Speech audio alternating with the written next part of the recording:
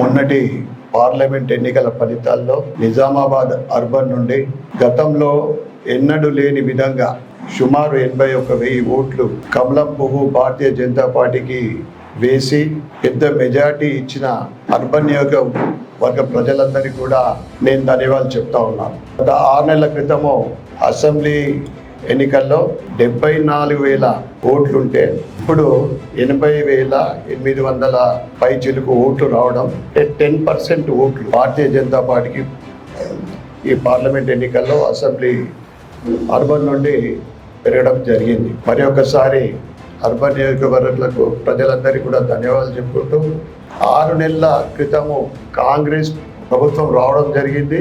ఈ 6 నెలల్లోనే ప్రజా వ్యతిరేకత, ప్రజలు కాంగ్రెస్ని వ్యతిరేకిస్తున్నారని స్పష్టంగా తెలిసిపోయింది.